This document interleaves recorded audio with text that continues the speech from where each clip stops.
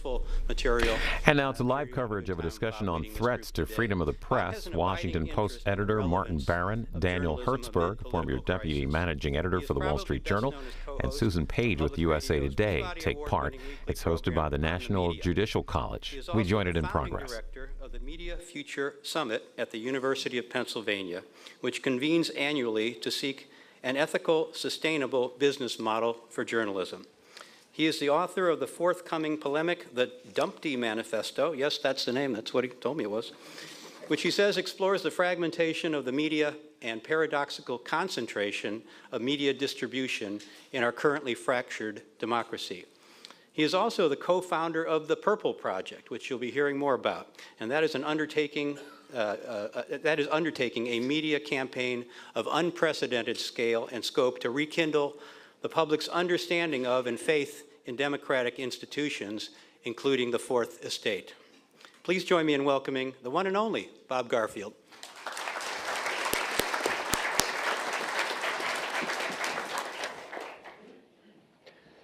Thank you, Ed. Thank you, ladies and gentlemen, judges, so-called judges. I'd like to say I'm delighted to be with you for this conversation, but I'm not. Attacks on journalism and the future of democracy. It's sickening that we have to discuss this, but here we are.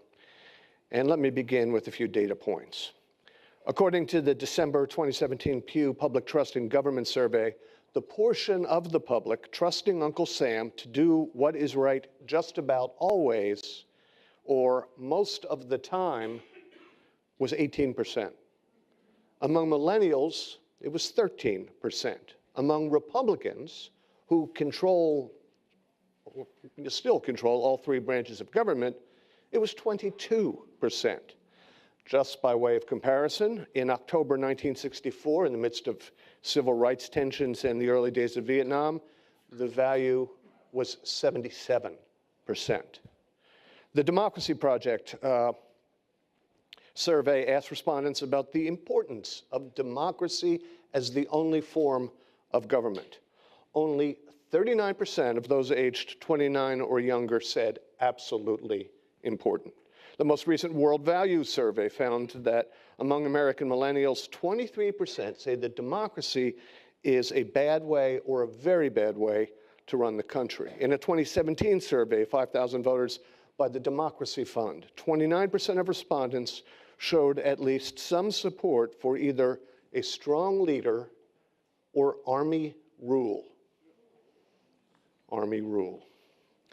The suspicion and scorn are everywhere. The Edelman Trust Barometer is an annual tracking study measuring the levels of trust in government, business, NGOs, and the media in 28 countries. From 2017 to 2018, the US citizens' trust for those institutions altogether plummeted 37%. The military did okay. The media were down very low, in the neighborhood usually reserved for the hated ISIS, ISIS, and Congress.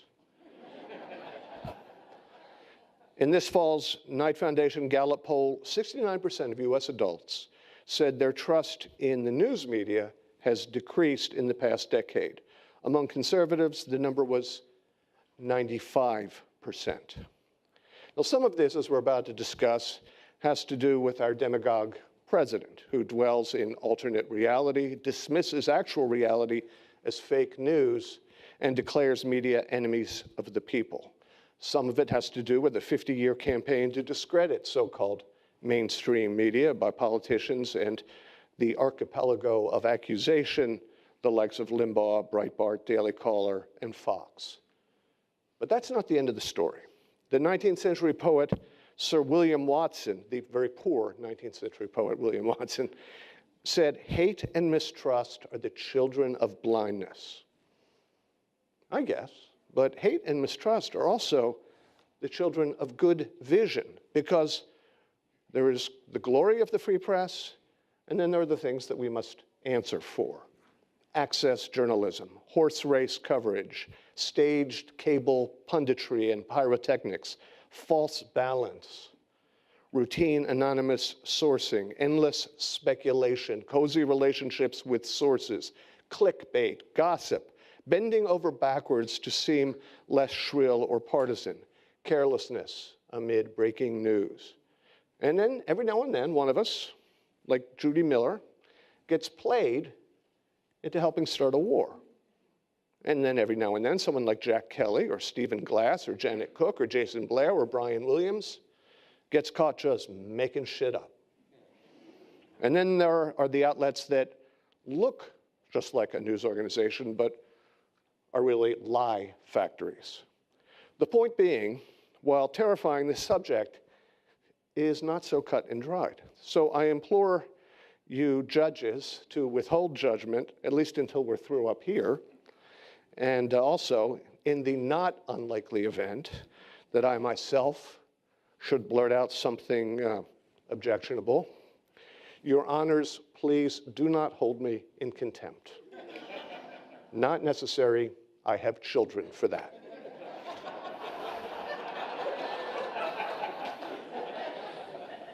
And with that, may I ask you to greet this extremely distinguished panel.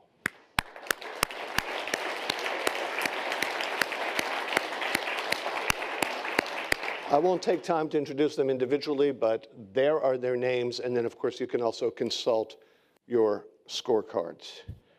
Susan Page, I will start with you. Congratulations. In due course, I'm going to get into the Trump situation. But can we first just contextualize a little bit? Running against the press, as the president has done and is doing, is not some sort of new invention. You have seen this movie before, have you not? Oh, that's right. Thank you very much. And I'll answer your question, but first I'd want to just express appreciation to the judges for your public service. And one of the things that the last 2 years has reminded us, I think, is of the importance of institutions and the legitimacy of institutions, of which you all play a big part. You know, this is the sixth president I've covered, and all of those presidents hated the press and thought the press was unfair and inaccurate and didn't give them credit for the good things they did and didn't understand how hard the job was. But the previous 5 presidents, I think, at their core recognized even the press they didn't like as a crucial part of making our democracy work, as something that was important and needed and legitimate, whatever our weaknesses, which are considerable, as you just detailed. You don't get that same sense, I think, from this president. I think the phrase "enemy of the people" is the best example of that, and I think you don't see the president at least acknowledging that the press has a role in making our democracy strong. Quite the reverse.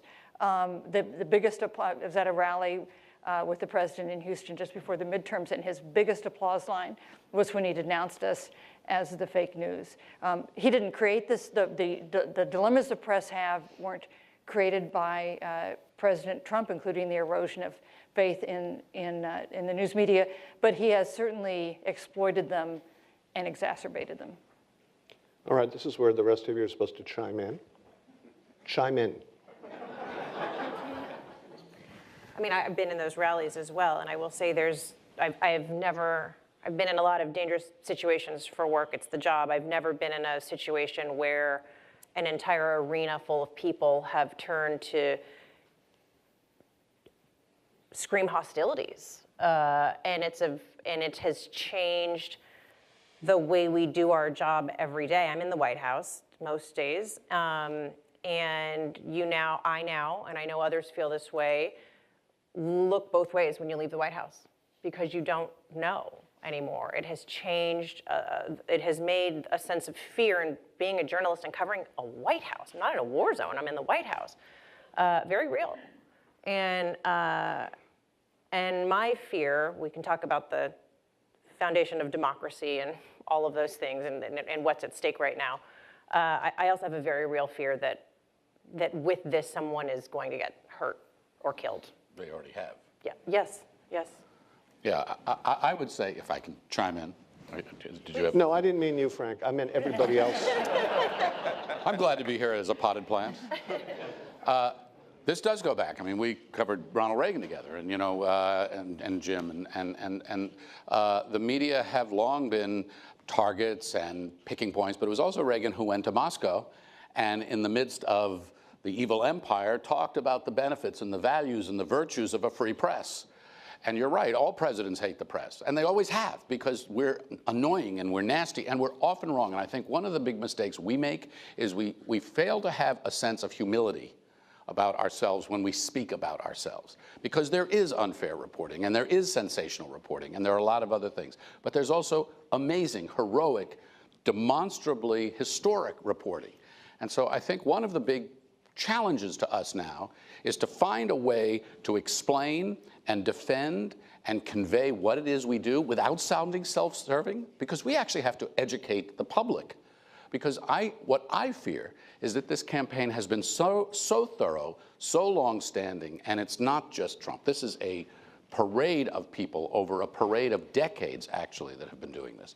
That the public has accepted this, that it's not only a question of, you know, occasional unfairness or even bias, but there's this idea that we really are enemies of the people. That's flat wrong, and we and others have to explain that in compelling but also humble ways.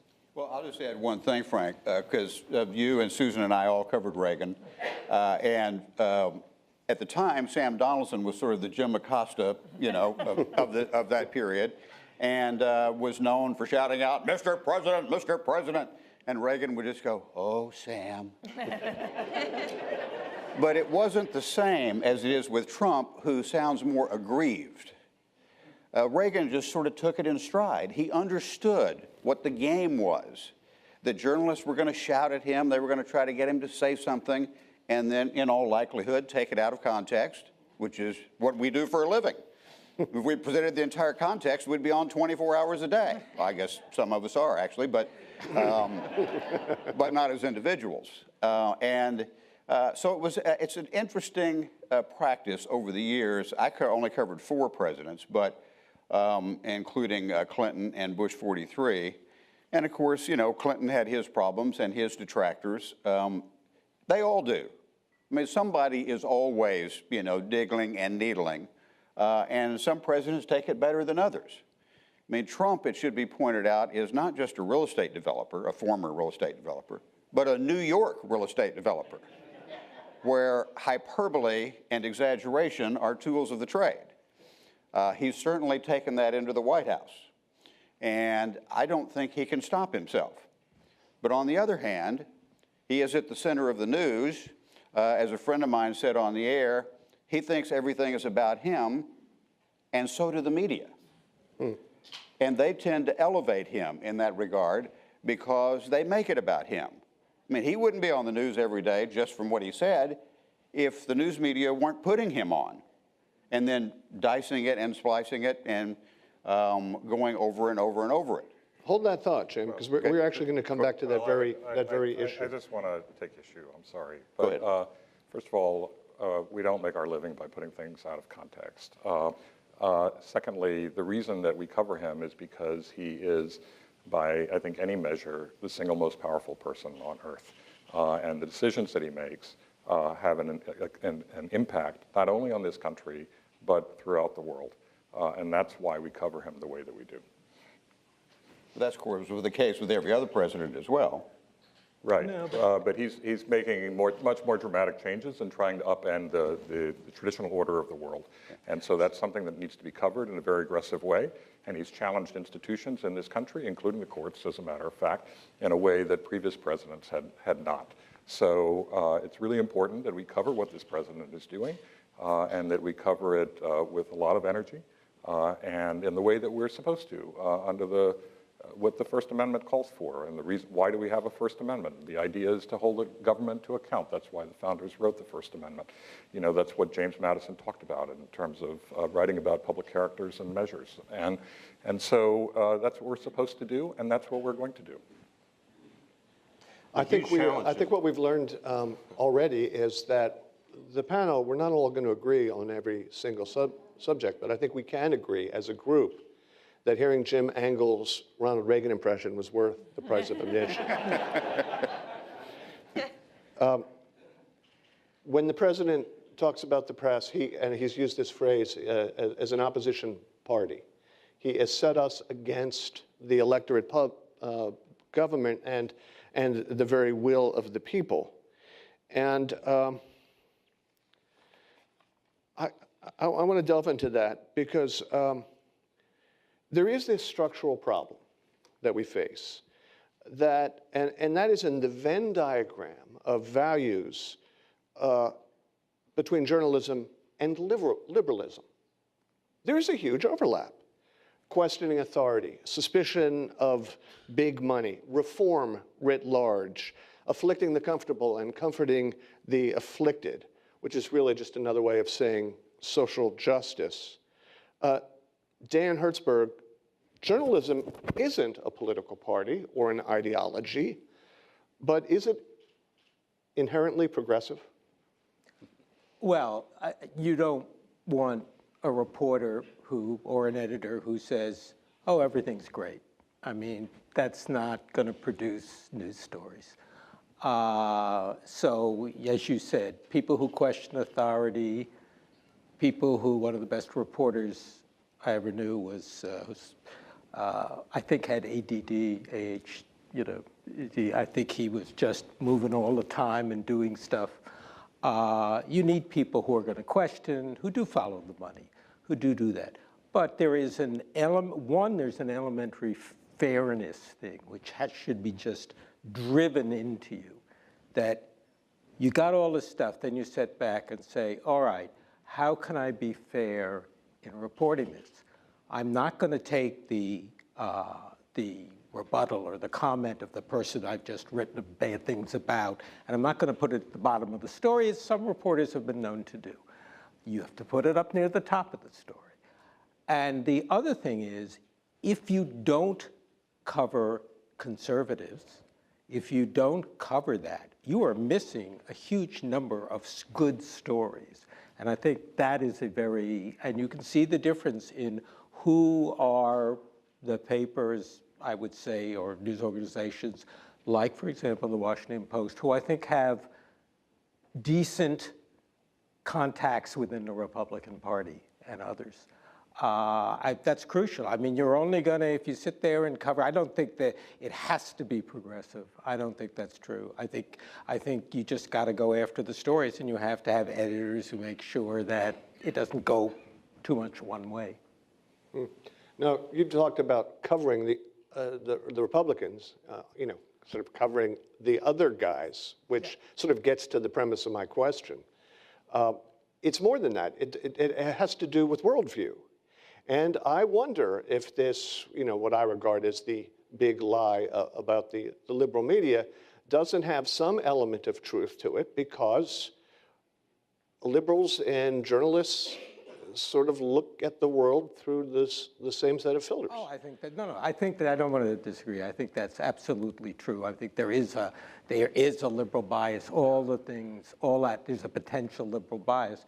But you have to, a good publication works against that. And what I'm also saying is, if you limit your coverage in that way, you are not doing your job. You are missing a lot of good stories, and you will not understand when things happen. You will not be able to explain it to your readers. Could I just disagree? I do not really think there's a liberal bias in the press. I think there's a conflict bias. We like conflict over things that work out well. There's a bias for new over old. We like simple over complicated, black and white over gray. But I don't think that's fundamentally liberal. And if you think there's a liberal bias, just ask the Obama White House if they saw a big liberal bias in the press that covered them, because they would have said, no, there's a conservative or establishment or some other kind of bias there. So, the fact that reporters may be, the people who are drawn to reporting, which are a whole range of kinds of people, reporters are no monolith. I guess I would disagree with the point that you made. I would look, oh, sorry, go ahead. I think there has been a geographic bias in newsrooms, and I think the surprise that so many of us all had on election night reflected that. We were not collectively doing a good job of covering this country and the people who live in it and their opinions in the lead up to the election. And I don't know that we still are today. And I don't have the answers, but a lot of it has to do with the fact that if I could walk into, I would assume so many of our newsrooms, they don't look like much of the country, as much of the country as they should. Our editors, our producers, our management come from the same cities, the big cities in this country. And that has for a long time dictated how and where we focus our energy on our stories. And I agree with you, I don't think there is a liberal bias, but there certainly is a bias when it comes to where we have focused our energy and coverage. Well, I would just say that's not our newsroom. Good. We have people from all over the country. We have people who, in prominent positions, who grew up on farms. One covers the White House. He grew up on a farm in South Carolina. Our deputy national editor grew up on a farm in western Pennsylvania. We have people on our staff who've served in the military and actually been in combat. We have people on our staff who've attended evangelical schools. And we have one who was homeschooled in a family of 12 kids. We have a lot of different kinds of people, and I think that that's very much a stereotype of what our newsrooms are and what the thinking is. Not everybody comes from the coast. That's not true. Not everybody comes from Ivy League schools. That's not true. And the other thing that I would, just getting back on the issue of social purpose, we do have written into our founding documents toward a more perfect union, okay? So the idea is, how do we become better as a society? Now, certainly news organizations are always looking for, well, what could be better than the way it is today? But there are different ways to get there. And so it's not necessarily the case that someone who is looking at problems in society and looking for potential solutions to those problems, and I think it's undeniable that we have issues that need to be dealt with, can decide that there are different paths to get to the goal that you're seeking. So the idea that news organizations are looking at issues that need to be resolved in our society is not, to me, is not a defect. It is central to the purpose of what news organizations do. And I think that's the point. I mean, I think the question that's asked about are you liberal or conservative misses the point, because we can have that conversation and should. But it's, Marty, is what you were saying before. If our job is to afflict the comfortable and comfort the afflicted, if our job is to give voice to the voiceless, if our job is to go into the foxhole or to the ghetto or to wherever it is, or to the CEO's office, we are, part of our job, and it's what makes the profession so fascinating, is we're going all over the place. And we have to have a degree of empathy to do that. We should be projecting that. But that will be uncomfortable to some people because we are taking them there too. And that, I think, is sometimes is what gets confused with a liberal bias. It may reflect that in some people, because some people may want to cover that because they may feel it is their mission to expose that unfairness. But those should not be conflated terms. I want to look at bias if I go can ahead, go back to the, because I think it speaks to one of the long-term challenges journalism faces now. I'm an opinion guy at the New York Times, so I can't speak for the newsroom, but I can say, as a close observer of it, that what Marty said of the Washington Post newsroom is true of ours as well. Mix of people from all sorts of backgrounds, but one of the great problems we're facing, Frank, is obviously there are fewer and fewer organizations that can invest in the kind of reporting you just described, that can send people to the places that you just talked about, send them into war zones with the proper protection that they need. And also, and this is the long-term challenge, there are fewer and fewer providing the kind of training that journalists used to get as they came up, which enabled them, wherever they came from and whatever life experiences they may have had and whatever biases they might have brought to the story, to know that their job was to struggle against those things and approach every story with conscious of their own assumptions and with an open mind and a relentless kind of curiosity and skepticism and simply relentlessness, period. And that's I think they're, part of the story of the unfortunately accelerating collapse of local journalism now, and now even the deterioration of the pure play digital players as that advertising market begins to decay, is that there are going to be fewer and fewer people that a journalism organization has really invested in. I want to get back to the statistics I cited. Yes, Republicans, 95% think the press are Radio Havana or Radio Soros or Radio Hillary or something. But we are almost, as an institution, we're not a monolith, but we're an institution, and we are almost as equally distrusted by the left. I mean, there is nothing quite like the lip curl of a Bernie bro using the words mainstream media. I mean, it's really a sight to behold. Because, you know, obviously we are just such whores to the man. Especially the Times, James. I mean, what does your inbox look like? Now, can I trash the newsroom? Is that what you're inviting me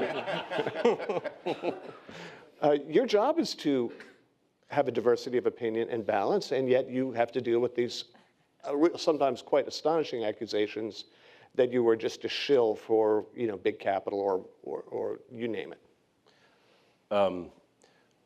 Yes, and you're right. I was thinking, Bob, when you were running through the list earlier of some of the sources of the erosion of trust in the media, it was you know, Breitbart and Rush Limbaugh and so forth. But the truth is, as you just said, there's been a lot of attack from the left as well for very many years, and suspicion of the mainstream media. And as you also said, a lot of it was deserved, you know.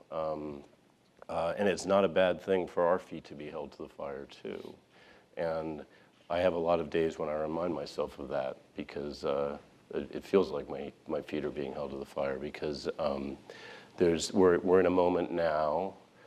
You know, our aspiration is to have as wide a variety of viewpoints as possible in our opinion pages, and the theory that nobody has the right answers to all the questions, and we should be kind of arguing our way towards the truth. And this is a time when a lot of big questions are in play, and the parties are kind of cracking apart, and conventional answers aren't adequate.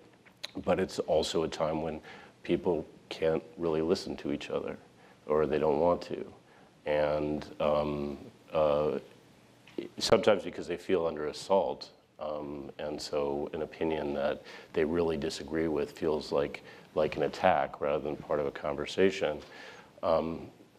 It's just something we struggle with every day. I do think, you know, this is what a pluralistic democracy needs. It needs to be able to have this kind of debate with itself.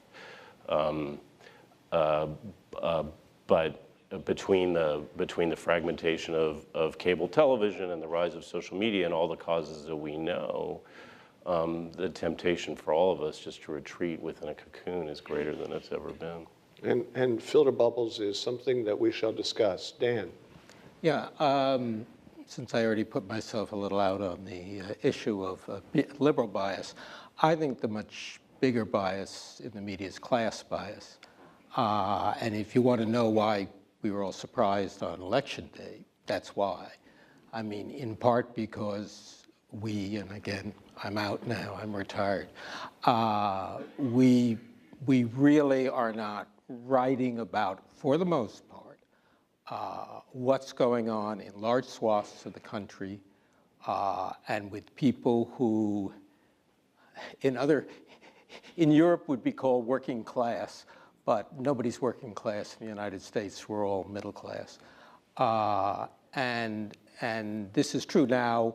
There'll be sometimes a subject will come along like the opioid crisis, which is so overwhelming and so horrible that we'll go in there and write about it. But another problem, which I think Jim talked about, is there are fewer, even for the big organizations on the coast, there are fewer and fewer who have what we used to call national correspondents, bureaus, people in Houston, people in Chicago, people who aren't just doing the news stories out there, are actually going out, talking to people, talking to farmers, and because of the financial situation of the press, that's going away. And swaths of papers out there. I mean, think of the role the Chicago Tribune used to have, and they still do some fine investigative, but think of the role that the Chicago Tribune used to have as really a big paper that did big stuff, conservative in many ways politically, out there. And that's, you can see what's happened to them. We will get to the resources issue presently. Marty, Dan suggests that we somehow have ignored large swaths of America, which may be true for resources reasons or for class bias or any number of reasons, our obsession with the population centers on the coasts, any number of things. But during the election campaign, you know, my local paper is the Washington Post, and you edit the stories and sign the expense reports. you were everywhere in Red America, and most of the large national organizations were as well. I know USA Today was, I know CNN was. It's not as though, at least during the period of the election, that the issues facing not middle America, but the middle of America went unreported on, were they? Right. Well, I agree with that. I mean, I think we have to be careful of these sweeping generalizations about what the press thought or what the press did. We're a lot of different organizations. The media is not a monolith by any means, any more than you say all lawyers think. So the reality is that certainly after Trump became the leading candidate within the Republican Party, and that happened very quickly, we were trying to evaluate what was the base of his support, and we spent an enormous amount of time over the course of a couple of years, really, in what would be called the heartland of the country, where I think we failed, and others did too. Some others, not everybody, is that we didn't anticipate a candidate like Donald Trump before he became a candidate. After he became a candidate, I think we did a good job of really evaluating why he became a candidate. I also, by the way, don't think that it's true that everybody was surprised that Donald Trump was elected. You know, when people asked me what I thought the odds were, and I'm not a political pundit, and so I don't go on the air to do these sorts of things, but I always said 40 to 50%, and for a wide variety of reasons. And so I wasn't shocked by the result of the election, to tell you the truth, and I think there were others who were not shocked either. Certainly the national polls showed that with a national vote, that Hillary Clinton would win the national vote. And she did win the national vote by about 3 million votes. So she just didn't win in the Electoral College, which is where the election is decided. So I think we just have to be really careful about these sweeping generalizations. And the other point that I would just make is that, look, we are a highly imperfect profession. And in that sense, we're just like every other profession, and journalists are just like every other individual. We have our flaws. The thing about our flaws is that they're on display every single day to hundreds of millions of people, and people can see them. And in other professions, they're not quite on display in the same fashion. You know, I would just say one thing that did surprise me during the campaign, though, was two things. First of all, when you go into a rally, a Bernie Sanders rally, and you found people who couldn't decide between Bernie Sanders and Donald Trump. And that told you something about where people were, and it took me a long time to understand why I kept running. The first time I was surprised, and then I ran into all these other people at Trump rallies and Bernie Sanders rallies who found those two candidates who are so different, the two that appealed to them. The other thing that surprised me during the campaign was, and it took me too long to figure out, was the acceptance of real fake news. What would you call real fake news? Where you'd talk to somebody, whatever you'd call that, where you'd go to somebody in a rally and say, well, why are you for Donald Trump? And they'd say, well, the Pope has endorsed Donald Trump. And I would say, you know, I don't believe that's true. It was a very soft endorsement. Yeah. I don't actually think the Pope has endorsed Donald Trump. And I had multiple people at different rallies inform me that the Pope had endorsed Donald Trump, or that the government paid for Chelsea's wedding and they were outraged by that and so they wouldn't vote for Hillary. And I did not, it took me a very long time, too long, to understand that this was widespread and that people believed these stories that to me just seemed so ridiculous and outrageous. And that is really something serious that we need to figure out how to respond to. Sadly, this is an epidemic now. And actually, when you see me leave a few minutes before the end of this panel, it's not because I'm walking out on my colleagues here, but because over at GW, we're actually looking at this ecosystem of disinformation and falsehood. And it's not just from within media and from the Russians. It's an entire and long-standing, decades-long creation. To Marty's point, it's important in these conversations, I think, to point out that the word media is the most plural word that we can use. And it's a very big mistake to talk about the media, because there is no the media. But to that point, Marty, I think the Post, I think NPR did exceptional work during the campaign to get out into the country to hear and to see and to listen. In the world of talk radio and talk television, however, most of the coverage was about horse race and people talking about people, rather than speaking with people, rather than going up front and seeing how does that opioid crisis translate in your community? How does income inequality affect your life?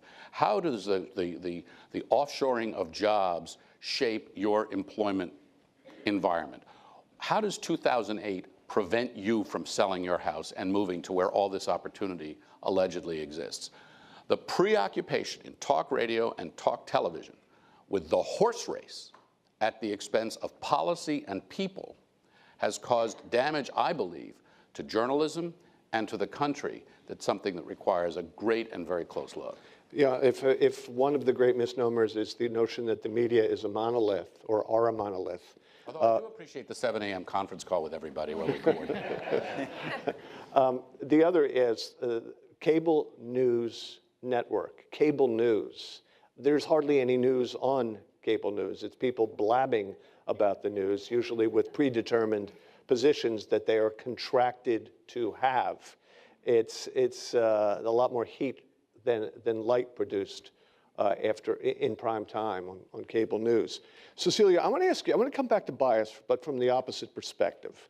Not argumentatively, but trying to understand what the audience perceives. If a baseball player strikes out 6 times... I don't do sports. I think we're going to be good. If a baseball player strikes out 6 times in a game, the sports reporter is going to report it. And, you know, because it's a relevant fact, and the reporter will not be seen as biased. If a devastating hurricane is described in the press as a killer storm, we are not accused of having an anti-weather agenda. Yet, when you, in your role in the White House for ABC, identify a presidential lie or a violation of the law or anything else that is negative in a political or governmental context, that is seen as a smoking gun of bias and partisanship. Considering that Venn diagram, which I suggest applies, is there a way for us to help the public understand the difference between observation, reporting, analysis, and polemic? Derek Thompson wrote in The Atlantic, I think it was just a couple of days ago, he said something like, the press should seek the truth for those who care to seek it out.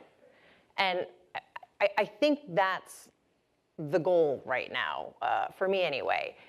There are going to be millions of people whose minds I cannot change. It's not my job to change their minds.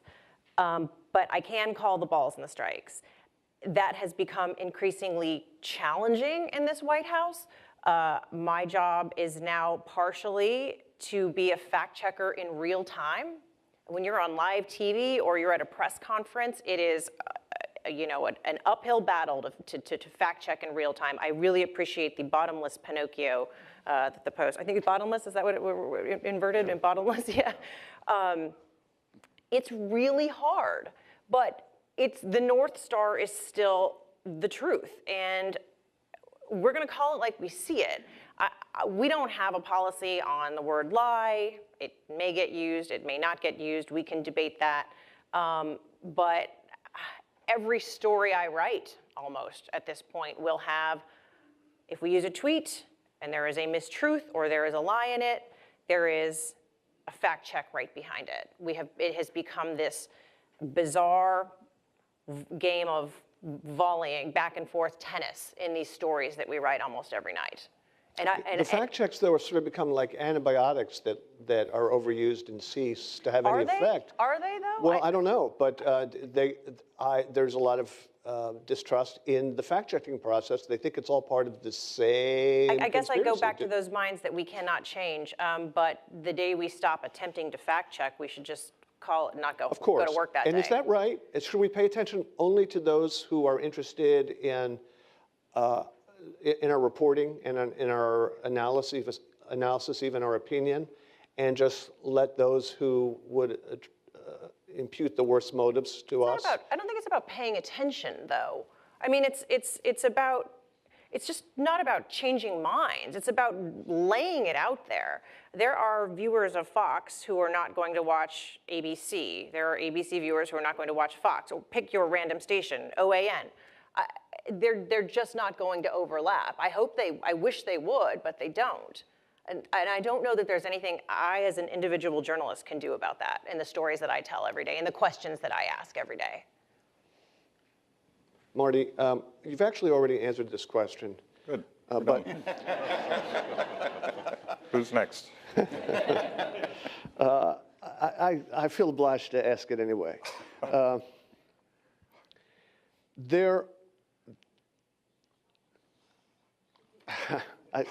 I can feel the dyspepsia from here. You're good. You're good. That's true. It's actually true. Good empathy. Yeah. You know what? I'm going to ask a slightly different question than the one I had in mind. Give it to me. There are those on the left who believe that not just to report the facts, come what may, but to, in fact, fulfill Trump's allegation, and that we should explicitly behave as an institution, as the opposition party, because after all, our democracy hangs in the balance. And there are days when I have sympathy for that argument as I see what is happening in front of us. But I know how you feel about this. You believe I'm an idiot. But explain for me, once again, why we should have a different set of standards for that killer hurricane, which we warn about, and say, do this, don't do that, it's coming, you're going to, bad things are going to happen, and a president who, behaves as erratically and with as much threat to the society? Well, I'm not sure I understand the question, but I think that first of all, I don't think you're an idiot, Bob.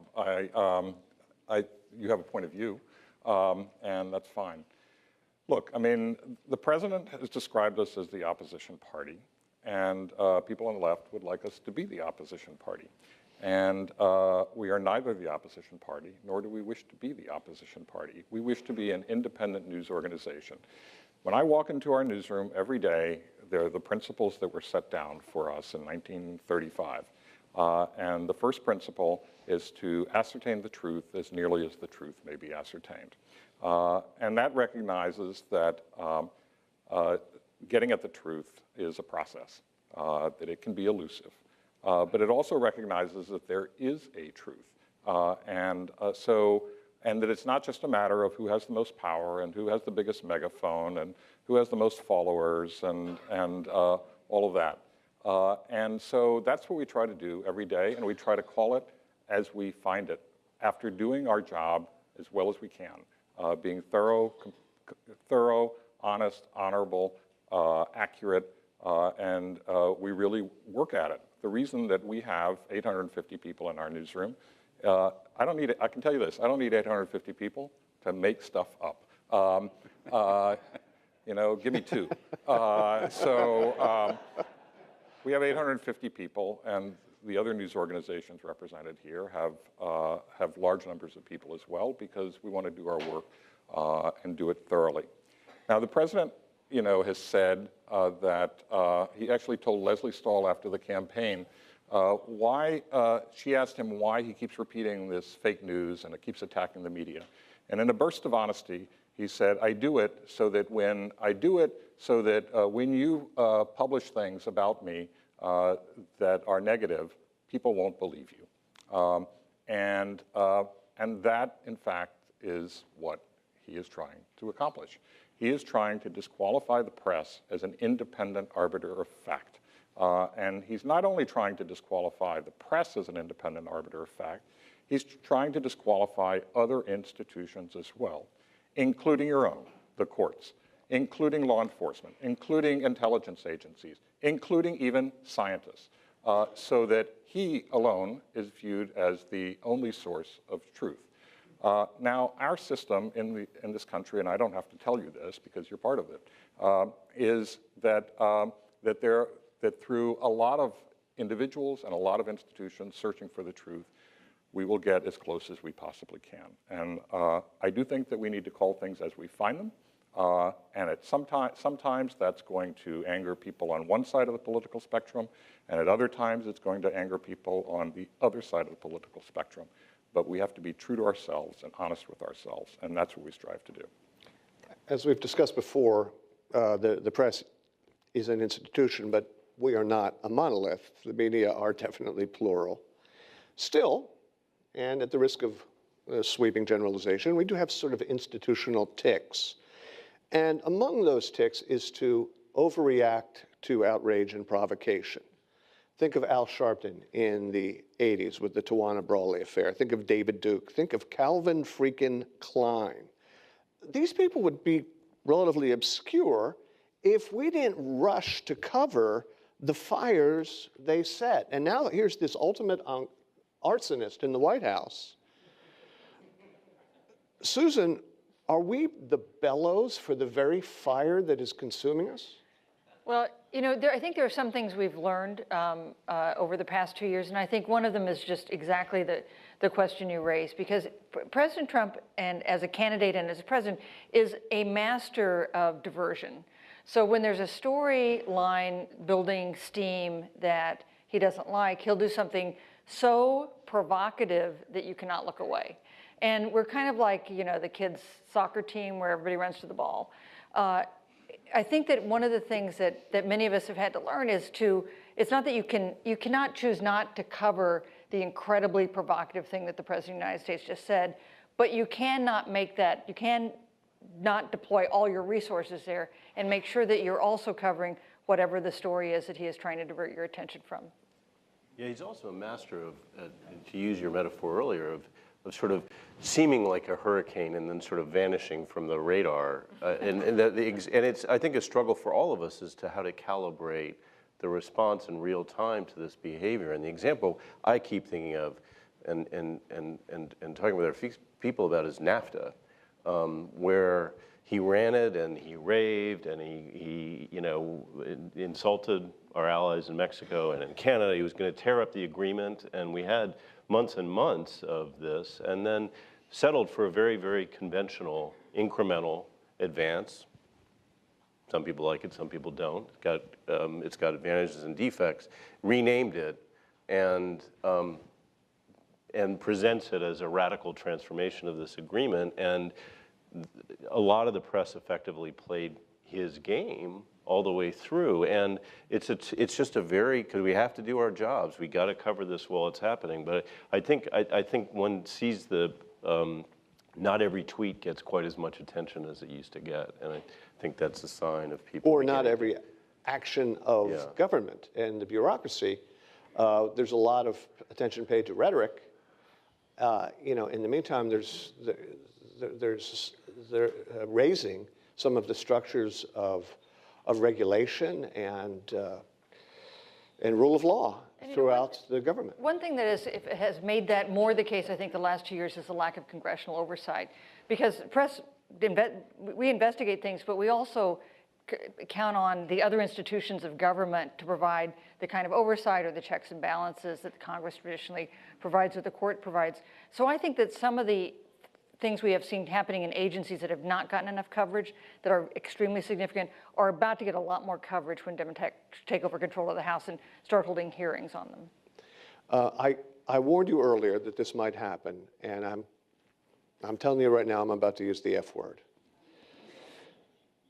Jim Angle, you're the only one on this panel who's worked for Fox. Now, I'm just going to assert, and I'm willing to entertain arguments after this session, but I will assert that Fox in the last 10 or 15 years has mutated from what was merely a cartoonishly partisan presser of political hot buttons, because that is a bonanza of a business model, to a fundamentally dishonest and toxic propaganda arm working hand in hand with the Trump White House. Am I wrong? Yes. I want to ask Susan Page, do you? You know, you talk about the news media not being. No. I know, but the news media is not a monolith. Fox News is not a monolith either. What's that? Fox News is also not a monolith. Let's talk in prime time. That's right. shall we Fox News say. is not a monolith because if you look during the day, I mean, during the morning you get a little more opinion, but also the typical morning back and forth and joking. But in the late afternoon through the early evening, you get hard news shows that are far more balanced than the opinion hours that come later in the evening, where it is unbridled political opinion. That are much more in the Trump camp, for sure, and lean so heavily that some people question whether or not Hannity and some other hours are, in fact, in the Trump camp. And there's good reason to do that. But throughout a good portion of the day, you have a much more balanced approach to the news and a much more factual approach to the news. I mean, Neil Cavuto is not in Trump's camp. He is, in my view, an unbiased and good journalist. And Brett's show, Martha's show, all of those through the late afternoon, early evening are hard news shows. When you get into the later evening, it is all opinion. And that was the model to begin with, because late at night, who is going to watch news programs that have been on all day? All the news has been reported half a dozen times. Why would you watch at 11 o'clock at night, at 10 o'clock at night? Because you want to hear someone say what you already believe. And that is why you get MSNBC, to some extent CNN, depending on which anchors and what hours, and why you get people saying wild things. I mean, just today, we're still digesting what Mika Brzezinski said yesterday in using a homophobic slur against Pompeo and his statements about the Saudis. And even went on to say, are these the words of a patriotic man? Well, these are the kinds of things that were being discussed earlier in the context of judges, where the president has suggested that people are not being entirely honest. Well, that was certainly what she was saying. She's not on the air today for personal reasons, she says, but probably to let the fires die down just a bit. It happens that the media and the country, to some extent, are more polarized precisely because you have partisans at either end of the ideological spectrum who were throwing gasoline on the fire for their own purposes. And to some extent, that's to be expected. If you look at people's viewing habits and what they want to hear what they already believe. I'm doing a wine reality show, and I talked to a winemaker who's on a very steep slope. She brought in a consultant. He said, oh, no, you can't grow grapes here. So she hired another consultant. And he said, well, yeah, you can grow grapes, but you got to go across way. She said, no. So she hired a third consultant from New Zealand. And he said, oh, yeah, you can grow grapes here. Okay, fine. In fact, that's what I'm going to do. I'm going to hire another consultant, perhaps one who will agree with my premise. Dan, Jim talked about the difference between the daytime news programming, which is more or less straight on Fox News Channel. The prime time is where the audience is, and it's where the pyrotechnics is. And if we're talking about attacks on the democracy, they are arm in arm with the president in all of these attacks on all of these institutions, including the judiciary. Can a media channel, can Fox in particular, along with the rest of the right-wing media archipelago that I was discussing earlier, can they themselves undermine the structures of democracy? Or do we, because of the First Amendment, which we all cherish, do we just let them just do what they do? I think you have to look at, as an old Wall Street Journal person, say, go look at the business model and what's going on, rather than just talking about the divisions of the country. As the internet has, I mean, the bigger issue for journalists is the internet.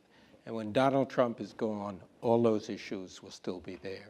He is a master, a real master of understanding how to use the internet Twitter in particular, to circumvent the press. I mean, he's good at it. I mean, there's no doubt about that.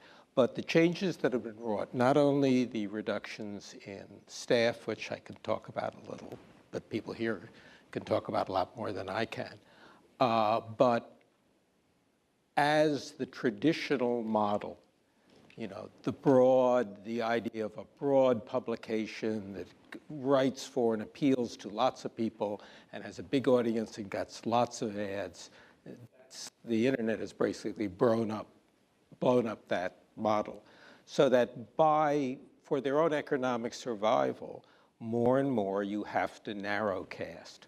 So what you said, what Fox is doing. What Fox is doing from the business point of view makes sense, and they're not the only ones who are doing it. The New York Times is certainly more. I could go give you an analysis, as having read it for 60 years, of what's happened there. MSNBC had a success by having a narrow cast. I mean, they are to the anti-Trump, to the left. They are that, and you're going to see more and more of that. It's not just, you know, Life and Look, which you have to be pretty old, like I am, to remember that. But it's the disappearance of mass publications because they don't work. Let me ask you about that. I'm going to come right back to you. I'm going to skip ahead just a bit. The New York Times, I didn't quite get the point you were making there, Dan. What? Well, my point is the New York MSNBC Times is and more Fox. narrow, as a literally 60-year reader of the New York Times. The New York Times is more narrowcast, as every other publication has become. You're narrowcasting for your audience. And we can do the analysis later. I won't do it. I wouldn't. Compared to, I don't accept the premise. I mean, we've got a bigger newsroom than we ever have had. We're more presence nationally and internationally, more bureaus overseas than we've ever had. We're trying to reach as wide an audience as possible. And the nice thing about what's happening at the New York Times, at the Washington Post, and a couple of other places that I think distinguishes it from the ratings-driven world that you're describing is that we really are counting on individual people to pay for our journalism every day. Well, which is the greatest bulwark of your integrity that we could hope to have, as opposed to advertisers. And because you're absolutely right. I mean, Fox needs to sell so many adult diapers every night to have a good business, and that's the business they're in. And it's a really successful business. I'm happy to say we're in a very different business that actually aligns with our journalistic objectives. I have to object to that too, James. For the public radio, whose average listener died in 2014. So please do not cast aspersions on our audience. I think public radio actually has done a very good job of continuing to try to do the balanced, even with the issues. I mean, all right, I'm going to interrupt because I think we may have buried the lead on this thing. Okay. The second existential threat, apart from presidential politics, that faces us is this collapsing or collapsed business model, the media economy that we've just discussed. The digital revolution played havoc with that model, and due to the pesky law of supply and demand, there is kind of no hope on the immediate horizon for the health of most newspapers, especially local and regional dailies, you know, to magically improve. Now, your history is with the Wall Street Journal and Bloomberg, so I've actually put this one aside for you. Should we, in this audience, if we're talking about protecting and preserving democracy, be more afraid of Donald Trump or Mark Zuckerberg? I would put it another way, which I was trying to, which is that when Trump's gone, these problems will still be there. I mean, it is literally, the model's been blown up, and everybody is looking for a business plan. New York Times is going to be here. The Washington Post is going to be here. The Wall Street Journal is going to be there. But there are large swaths, especially local newspapers, things like this. An example somebody gave me here, somebody I know gave me, former editor of a small city paper. He came in 2004, the staff was 62. When he left in 2010, the staff was 32. He just checked back with the editor, who, by the way, was being laid off. The latest editor and the staff is 11. And that is the very unpleasant world for a lot of people out there. And as I said, the big publications are going to do it. You can see it in other things. You can see in TV networks where you'll see the network news. You'll see few for correspondents. You'll have two guys and a couple of women or something are always narrating the news, and there's some producer out there. But you don't have the staffing you used to have. And that is a huge issue. And the answer is, this is still developing, and people are trying to come up with business models. They're certainly not going to be as profitable as in the old days when being a big city paper, especially a monopoly, was sort of a license to print money. Those days are over. Professor Cesno, there's been some talk among politicians who believe in the Fourth Estate and its role in undergirding our democracy that, in the absence of a viable business model or significant new revenue streams, that governments should consider in one way or another subsidizing the media, especially local media.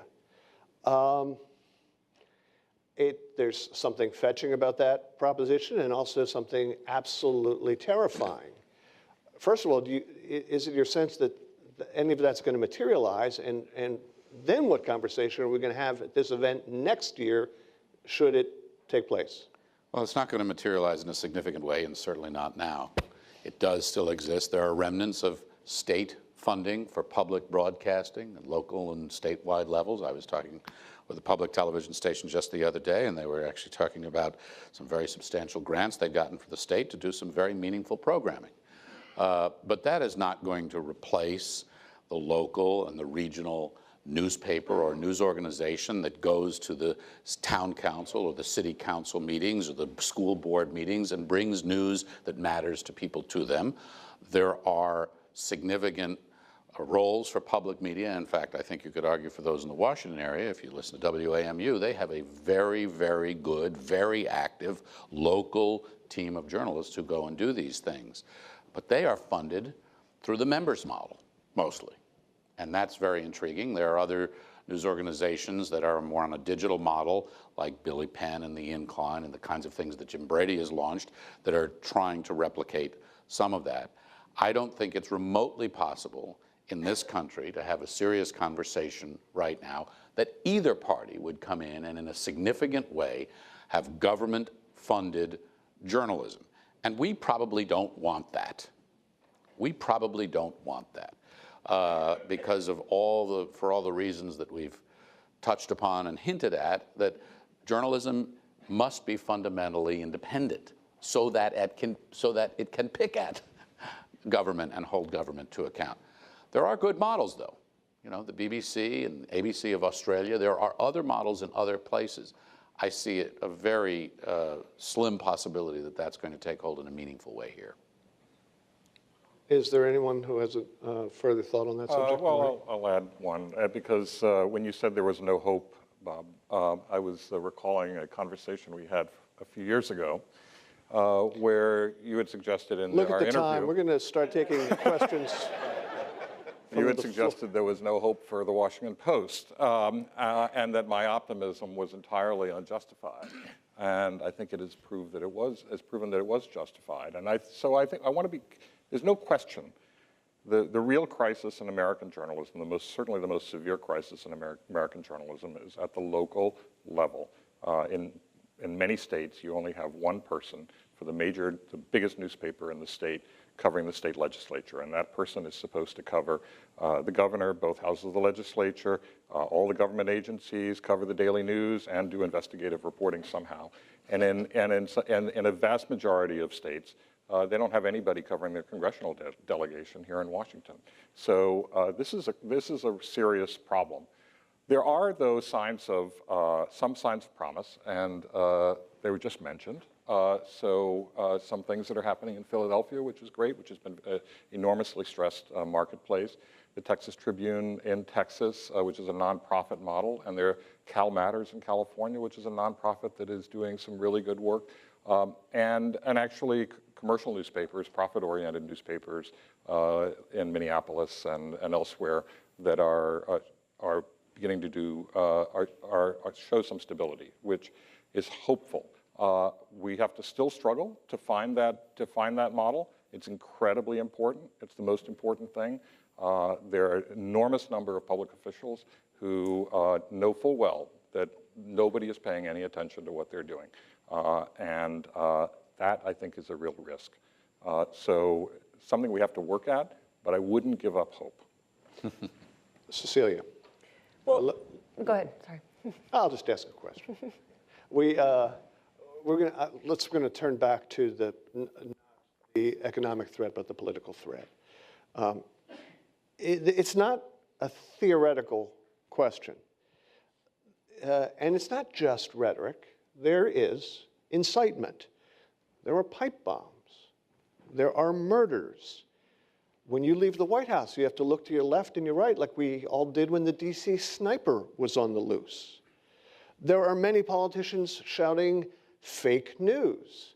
There was a congressional candidate who body slammed a local reporter who had who was impertinent enough to ask the candidate a question. And the election was 2 days later, and he won. There was a member of Congress who, threatened to throw a reporter over the balcony in the Capitol. So, it's not just that our feelings are hurt, and it's not even just that we have fear for our personal safety. I think there's something more, and the reason we're convened here today is something more hangs in the balance. Where do you see this all going? I wish I could sound as optimistic as Marty. I am fearful. I don't have hope on this subject. I want to. I envision a day where a colleague will be leaving a rally somewhere and get hit in the back of the head walking out of a door in the evening. I fear for colleagues my broadcast colleagues who are particularly visible in our jobs with television gear and doing live shots on street corners. It's not just, look, it's not unique to this era. People get hurt, sadly, all the time in the jobs that we do. And you're right, this isn't a selfish fear, but it is a very genuine one, and it is exacerbated right now, and it's very tangible. You can feel it when you go out there, and I talk to my colleagues in the White House. I talk to producers. It covers the entire ranks of the press corps there, and it's only getting worse. And the president, frankly, has championed it and has turned it into a political slogan for him that is working. Well, let me be clear. I was saying there's hope for the business model. No, okay? I know. I'm equally concerned about journalist safety, and I think that's something that we have to be increasingly concerned about. And the president's statements are not only unhelpful, they're extremely hurtful, and they increase the risk that someone is going to be either severely injured or killed. And I think we really have to worry about that because it only takes one nutcase. And in fact, you just had a columnist murdered, not 6 weeks ago. Yeah, by a government, yes. By a government. And in a way what kind of line do we have to draw between the heated rhetoric and the wacko bomb mailers today and the Saudi embassy in Turkey? Is that just hyperbolic to even imagine? No, it's a direct line.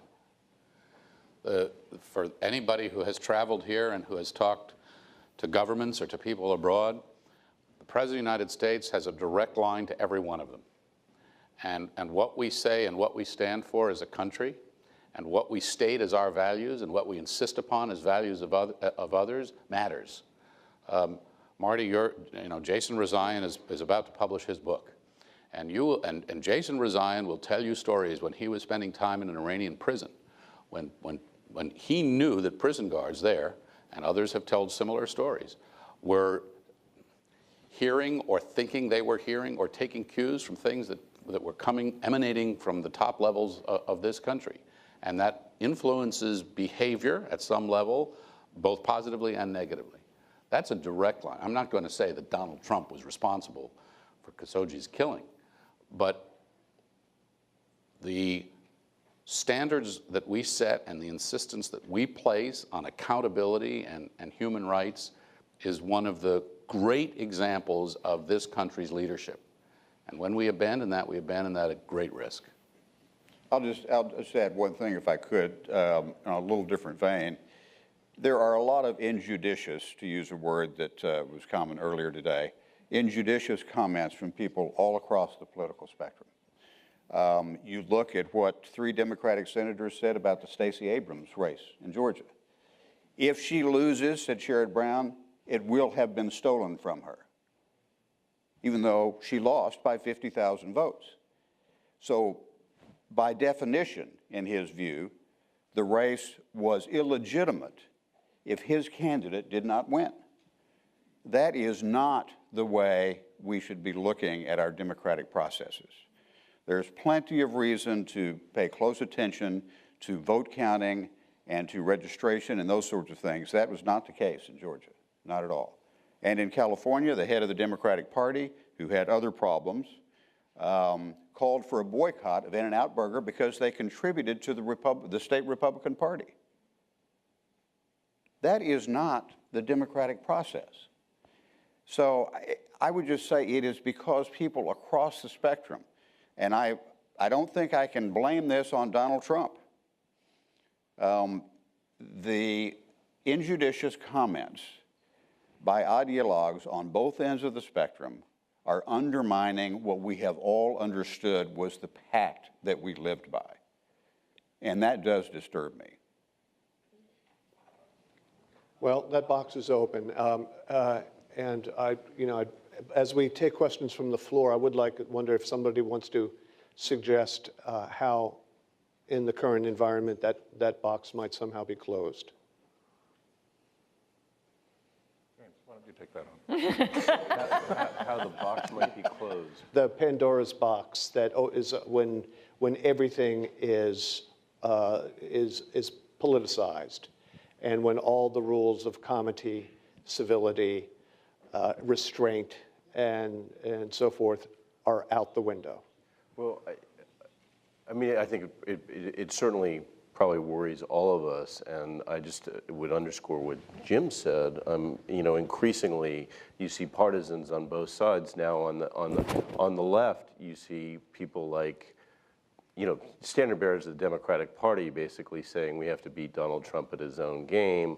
They're not very good at it, but they're basically embracing his approach now to kind of smash mouth politics. And so I think we're all scared about a cycle of just increasing coarseness and maybe even violent rhetoric that will take us to a very dark place indeed. And I just think for us as journalists, we have to keep our bearing through this era. And as Cecilia said earlier, and Marty said, do our jobs and try to get the truth. And then, for those of us who work in opinion, again, as I said earlier, the goal is to kind of aim for a model of disagreement. Jim, you said opinion earlier like it was a dirty word. I think it's not necessarily, as long as you've got a lot of people contending. You could say this panel is not the most diverse panel in the world. And we need a lot of people in the conversation with an assumption of good faith. But I know I sound Pollyannish and naive when I talk like this, because it's not the level which the political discourse is taking place. It's not what's rewarded now in social media and even on some cable television programs where people are sort of assigned a lane and expected to just occupy that space, rather than concede a point, admit that somebody else is nobody's 100% wrong, maybe they're 30% right even. We're just losing not only the ability to do that, but the idea that that's a virtue. And, we're trying to do our part at the New York Times, and I think a number of other organizations, including the Washington Post and CNN and others, are as well. And USA Today remains a publication with a mass ambition, trying to reach a lot of people across the country, regardless of their politics, an ambition our institutions also share. We just have to keep at it. It's really an unsatisfying answer. I'm sorry. I don't now, have Frank, I know one. you have to leave shortly for a better gig, and but I see you squirming, and I know you want to weigh in. I would just, I do apologize, but I do want to make a couple of points. I think that one of the shared corners of this conversation has to be extended to our publics, that we are not alone in this anymore, and that citizens share a great responsibility. It is my hope, I don't know if it's being Pollyannish, if there's optimism or whatever, that there will be over time a recognition that there needs to be a flight to quality. That as citizens, we depend on having information that we can try to make some reasonable decisions around in how we engage, and that's an opportunity for the New York Times and the USA Todays and the Washington Posts and the Foxes and the others, because they have a long-standing reputations and brands. That being said, and being realistic, it's going to get harder, a lot harder before it gets better. You know, we haven't even talked about deep fakes here and some of the other things that are coming down the pikes at us. Marty, there was you had a fabulous story the other day. It was Chris Mooney's story on the disappearing Arctic ice. And part of that was this amazing video, I don't know what you'd call it, that shows the Arctic thick ice mass disappearing by 95% from 1960-something, I think, to the present. And you look at that, and that is documentary proof that you can see with your own eyes as you read what happens. But imagine somebody says, well, that's a made-up, that's made up, that's just fake. And when deep fakes come out and you've got the software to put even more words in Bob Garfield's mouth that he didn't say, that prompts the public to be confused. But I'm hopeful that there can be this opportunity that is seized by people up here, New York Times, others. That's one of the reasons we were talking earlier, Marty and I, about the number of digital-only subscribers you have now, which is sort of off the charts. Same with the Washington Post. But you talked about how do we close Pandora's box? We don't. That box doesn't close. We have to navigate around and through it. So then, if I understand you correctly, all of us on this riser and everyone in this room are Arctic ice. Listen, let's take some questions from the floor. Thank you very much, Bob. And Frank, thank you very much. I know you have to rush off. I appreciate you giving us the time here. A round of applause for Frank while he has to leave.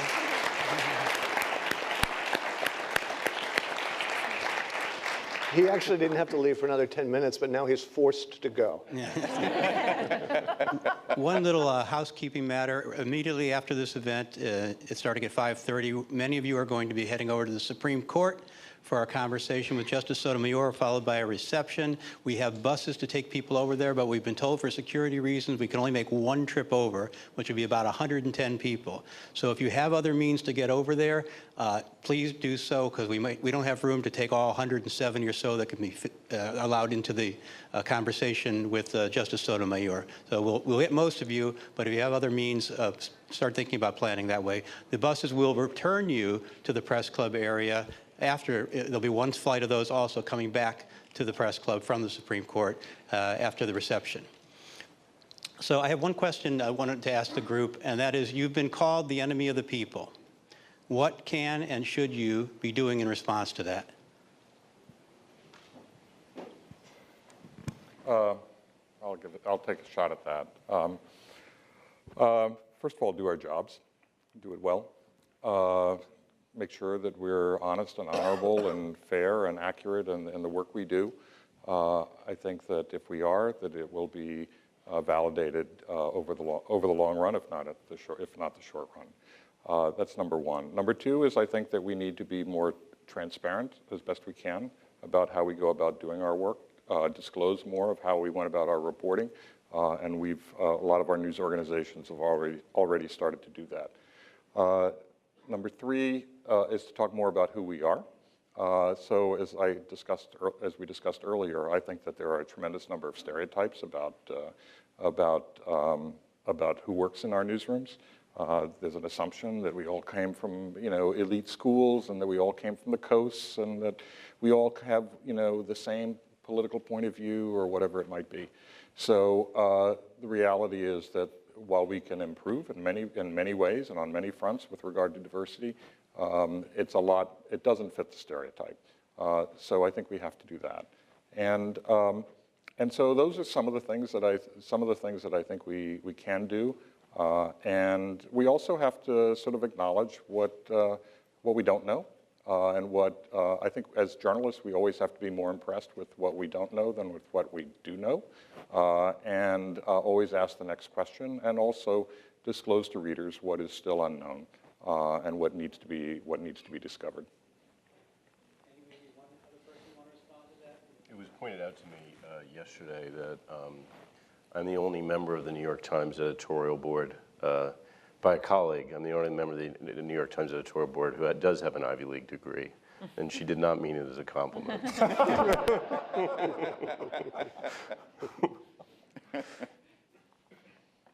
okay, I hope you can get over it. I know.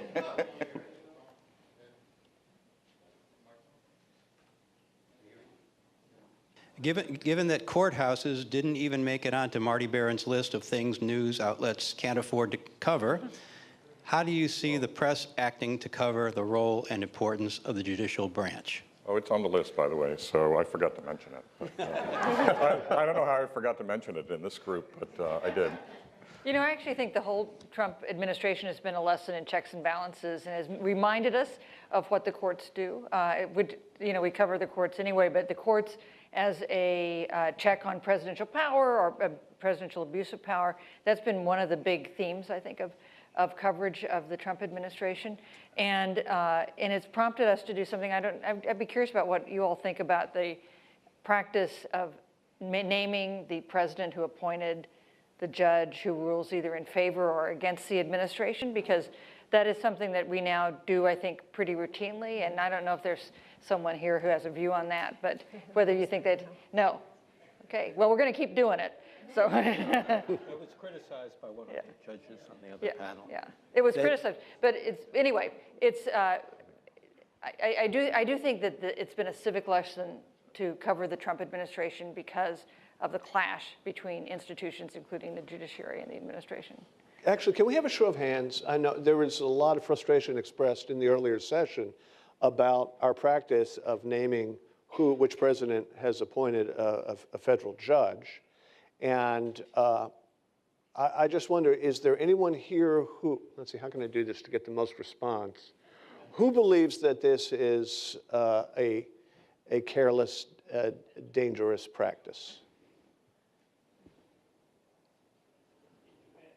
Yeah, I mean, you've got to put some. Yeah. Yeah. Because it imputes a political world bias onto the judge based on who the president was. Although sometimes I think it does the reverse, because if you say Trump's executive order on this was overturned by a judge appointed by Trump, I think that reinforces a sense of the judiciary as an independent institution. And there's that. Ed? Yes, this is another question to Marty, actually. Regarding the decision to add Democracy Dies in Darkness to the Washington Post masthead in early 2017, what was the thought process behind that decision, and has anything improved in this regard? Well, the thought process was fine. Actually, it was very difficult. Our owner, Jeff Bezos, was interested in having some motto that essentially synthesized what our mission is in life. The New York Times had all the news that's fit to print.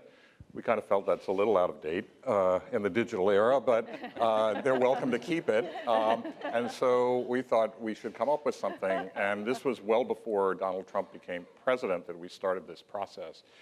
Maybe 9 months, a year beforehand, and we went through many, many hundreds of possibilities. I think because there was some confusion as to whether it was part of an ad campaign or whether it was going to be on every single product we had, it went on for a very long time. We tried doing something with light as opposed to darkness. And I have to admit that some of us, including myself, were a little nervous about having death and darkness in the motto on every product that we put out. It seemed a little gloomy, truth in advertising, yeah. So, but when we tried light, there were two problems. Number one, it sounded very self-adulatory in a very unpleasant way. And number two, it sounded kind of cultish. We didn't like that either. So we just basically said, look, this was a phrase that a judge said, essentially, he said, democracy dies in the dark, and it was the time of Watergate, involving one of the Watergate cases. And Bob Woodward had been using this phrase for decades in speeches that he gave. And it captured what we try to do. And so we finally said, well, let's just go with that. And that's what we did. And it was implemented after Donald Trump became president, but in fact, it was decided upon beforehand, and the process began well before he became president. If the Washington Post is a cult, I'm in. I'll even pay for my own robes. I'm really, it's an interesting prospect. I would also be interested, Marty, in what kind of didn't make the cut. Oh, like God, democracy, it's they're what's really for terrible, dinner. and I wrote some of the bad ones too. I don't want to, I'm not going to do that. I know I just talked about transparency, but it stops right there. I think we have time for one more question, then we want to have Marvin Kalb offer some closing remarks. I'm sure everybody wants to hear from him again. This one's to Dan Hertzberg. Why are you so sure that in years' time, the New York Times, Wall Street Journal, and the Post will still be there? One, because they're making money, assuming their financial statements are right, which I do. They're making money. They have a model that for them works. They have a national and international audience. They have a series of groups that are people who are interested in what they're doing. And in the Washington Post's case, certainly realizing they're not going to do it as a local paper, that the most important thing was really to be a national or international paper of politics, which I think they've done extraordinarily well. I mean, they're going to be there. The numbers are there. They're not going to make as much money as I said, papers used to make in the old days. But for them, it's going to work. Those big papers will be there. They should.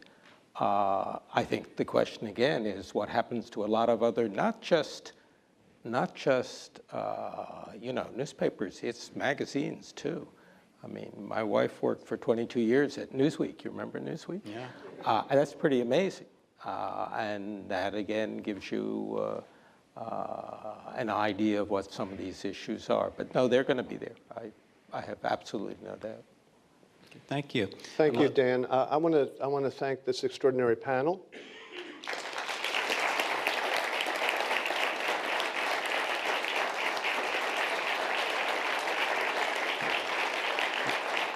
Except for says no, because like.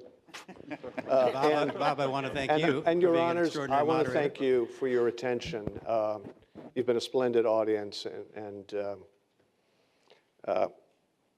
may democracy serve you well. Thank you. Thank you. Can I ask the panel to stay? Can I ask the panel to hold side, and sit down and stay while Marvin gives his remarks? Bob, I see a chair with your name on it in the middle there. So the floor is yours, Mr. Keeter. No, you're going to give your closing remarks. They're forced to listen to you, like the rest of us.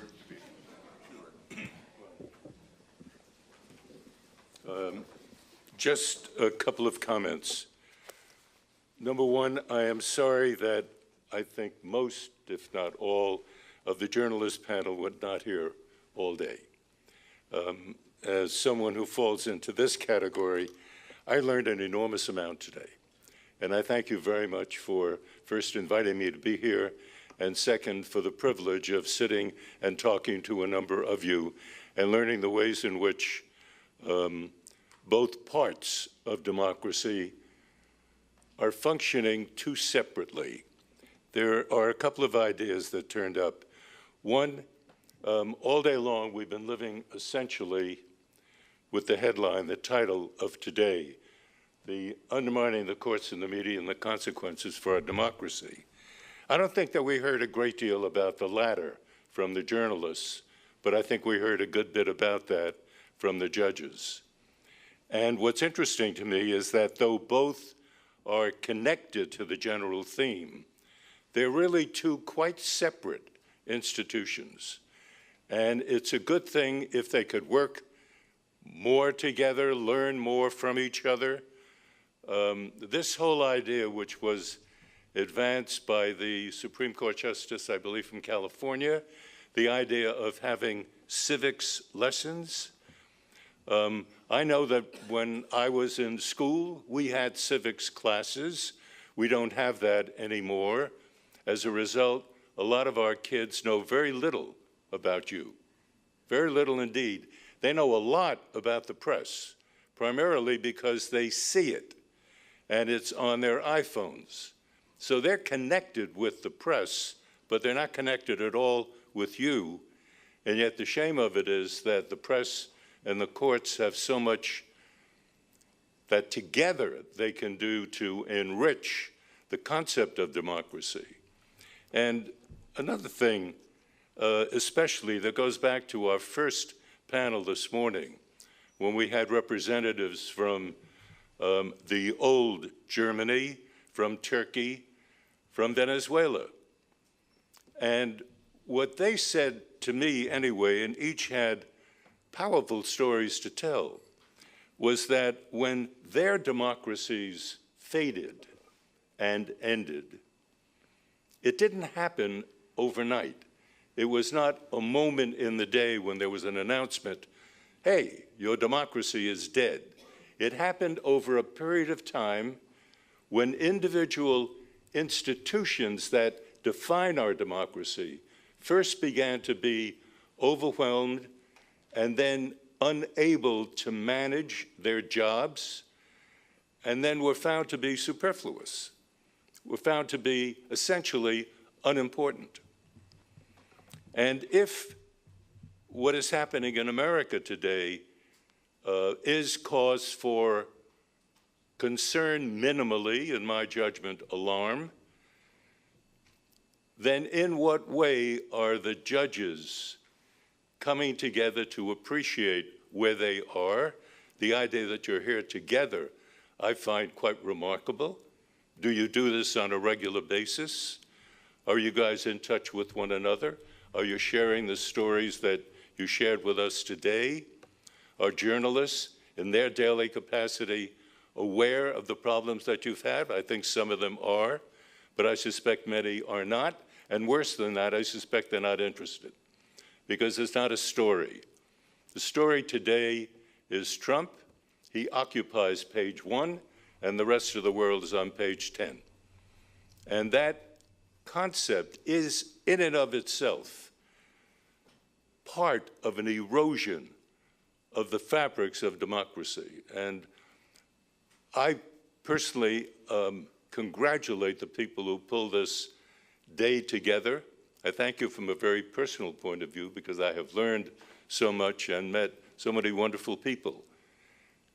I had no idea, well, maybe I did, but I didn't have a rich enough idea about the differences between those judges who have to get elected and have to go out there and raise the money and to get the votes and all of that, and those who are appointed for the rest of their lives.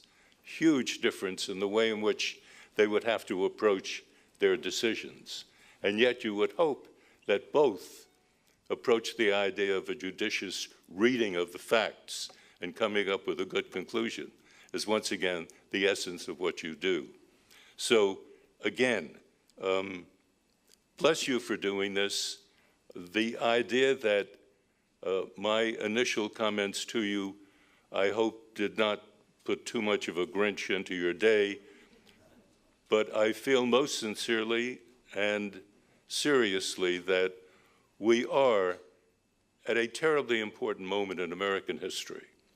And those of us who study American history feel, yes, there have been other moments similar to this, and we've overcome those, and we've come back once again.